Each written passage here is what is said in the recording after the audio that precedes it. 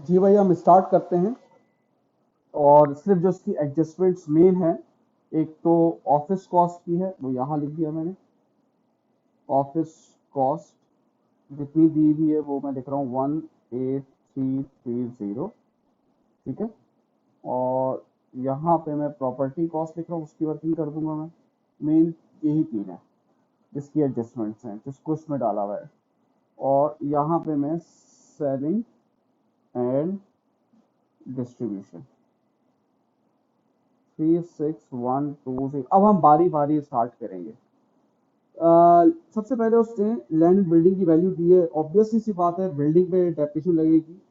बारी बारी स्टार्ट करते हैं। पहला है फिक्सचर। फिक्सचर्स का रेट है, रिड्यूसिंग बैलेंस है 15%, और ये जाएगा ऑफिस कॉस्ट में। चले भाई, इसको ऑफिस कॉस्ट में भेज देते हैं। फिक्सचर्स का जो डेप्रिसिएशन है कैसे होगा भाई? कॉस्ट, फिक्सचर्स की जो कॉस्ट है उसमें से मैं पुराना डेप्रिसिएशन माइनस करूंगा। 18110 माइनस 5310 इंटू 15%। बारी बारी में जो भी आता रहेगा ना, जिसकी एडजस्टमेंट आती रहेगी मैं उसमें डालता रहूंगा। दूसरा है building, straight line property cost. ये रहा भाई डेप्रिसिएशन। बिल्डिंग कितने की है भाई हमारे पास? बिल्डिंग ये दी हुई है 65,000 की है। 65,000 का 2% दिया हुआ है, ये हो गया आपका 1300। अच्छा, उसके बाद मोटर व्हीकल किसमें दे रहे हैं भाई? Selling expense.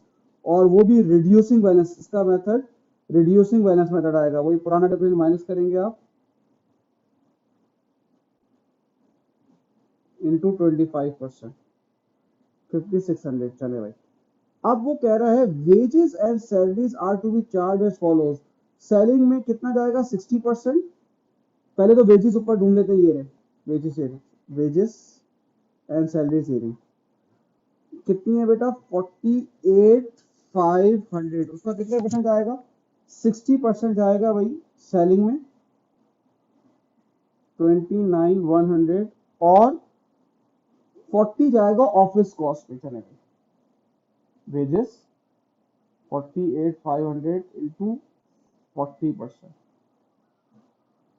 19,400। ठीक है भाई। अब वो क्या कह रहा है उसके बाद? कह रहा है डिबेंचर था वो तो सब डिबेंचर तो अभी इसमें इसका इंटरेस्ट है। Prepayment is to be recorded on property cost. ये देखिए भाई, प्री पेमेंट किस में जाएगा? प्रॉपर्टी में जाएगा। तो प्री पेमेंट को मैं लेस कर दूंगा भाई 1240। अक्रूवल किस में जाएगा? इसके बाद जो लिखा हुआ है सेलिंग एंड डिस्ट्रीब्यूशन, अक्रूवल जा रहा है आपका सेलिंग एंड डिस्ट्रीब्यूशन। कितना जा रहा है भाई? 2680। प्रोविजन फॉर डाउटफुल डेट आपको पता होना चाहिए, ऑफिस का काम है ये। ठीक है। Provision for doubtful debt 2% of the paid receivable to be charge to the office cost. अच्छा, खुद ही लिख दिया ना, वरना वो उसको डिस्ट्रीब्यूशन में भी ले आ सकते थे यार। अच्छा भाई, 2% है भाई। प्रोविजन फॉर इंक्रीज कितना? 2% है, क्योंकि पुराना दिया हुआ नहीं है।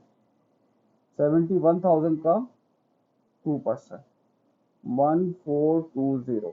तो ये आ रहा है 41070, 22,000 और 73,500। ठीक है भाई। अच्छा, इस पे जो है ना वो कैश की वर्किंग जो एक्सपेक्टेड में मांगेगा ना, वो जरा सर अलग है। वो देख लें भाई। कैश आपको ओपनिंग दिया हुआ है, ये दिया हुआ है कैश कितना दिया हुआ है? 650। चलो भाई डाल दिया 650। फिर वो कह रहा है देखो, we limited took out debenture. Debenture जब हम इशू करते हैं तो हमारे पास पैसा आता है। तो डिबेंचर जब हमने इशू किया तो मेरे पास पैसा आया 50,000। सर आप ये रिकॉर्ड क्यों कर रहे हैं? तो क्योंकि इसमें लिखा हुआ है neither of these transaction are recorded. तभी मैं रिकॉर्ड कर रहा हूँ पैसे के सेक्शन में। On 30 June repaid by the bank. Loan भी रीपे कर दिया, चलो भाई। और ये रिकॉर्ड भी नहीं किया। लोन कितना था भाई? बैंक लोन, बैंक लोन ये रहा 26,400। तो ये आपका कैश की बची है 24,250।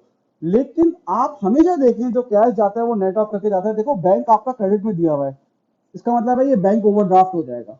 बैंक क्रेडिट पे दिया हुआ है तो आप इसको माइनस करके 14040 आप नेट अमाउंट लेके जाओगे, जो कि कितनी है? 10210। ठीक है भाई।